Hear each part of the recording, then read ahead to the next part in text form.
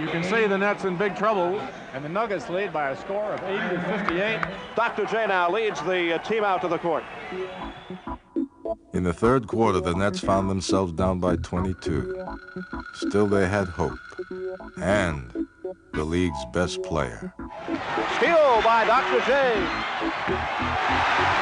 And again the press. 19 for the Doctor. Here come the Nets. Give it to Doctor. That's what they do.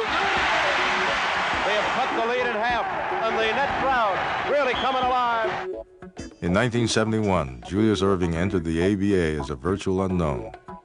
He was like a rumor that had just started to spread. I was at home watching TV, and they said, the Squires, we just signed this new player, you know, Julius Erving. I said, well, who is this guy? I never even heard of Julius Erving.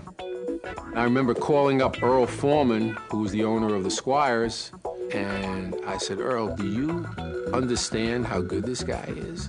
And he said, yeah, we paid pretty good money for him. We like him. I said, Earl, you have no idea what you have here. If anyone doubted that Dr. J could live up to his growing reputation, they were immediately convinced as soon as they saw him play. Erving ahead of everybody. He is such an exciting player on that fast break. I just turned him loose. There was something new every night. Erving is absolutely unstoppable. And there is Julius Erving. Look at that move behind the back. Oh! I've seen this guy dunk on 7-footers like they was children. Dr. J. Gilmore's there. The Doc dunks it. What a play. He'd go up in the air, I'd go, and I'd have to breathe again before he came down. Man, I can't believe that dunk. I've never seen one like it.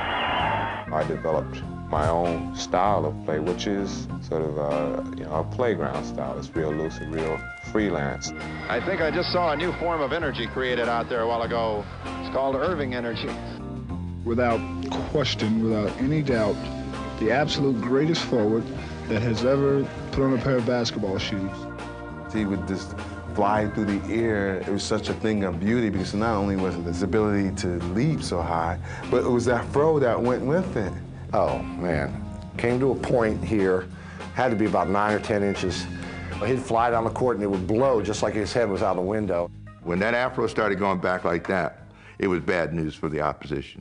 The burden of carrying the league fell squarely on Erving's shoulders, but it was one he was happy to bear. If you see him somewhere, he would talk to you about, we need to stick together as a league, things are tough, let's act professional, let's keep this thing going. He loved the ABA. He would never ask out, never take a day off, because he knew we were going to play someplace that the majority of the people that were coming to that arena were coming to see Doc play. He was the face of the ABA, and almost every place you played, he became a cult figure. We've got to see the doctor's in town. Julius had worked so hard to ensure the ABA's survival, but in the end, he would also seal its fate. He was responsible for the merger. I mean, let's face it, that was no question about that. The NBA wanted Julius. He was the reason there was a consolidation. When he came over to the NBA, he was used in every town he went to. They had a press conference before the game. And so he was not only the symbol for the ABA, he became the symbol for the NBA. He really kind of transformed from the wild afro to really the kind of the Wall Street, Madison Avenue guy, very sophisticated and, conservative-looking guy.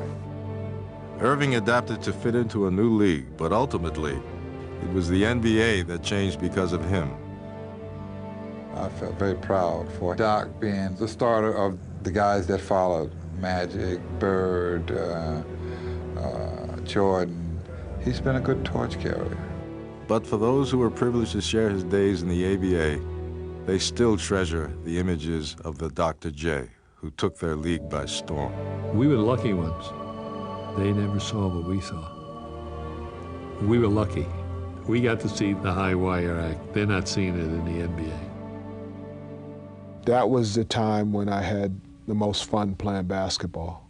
Between age 21 and age 26, I genuinely was empowered with this ability to do anything that I wanted to do on a basketball court and anything I'd ever dreamed of doing.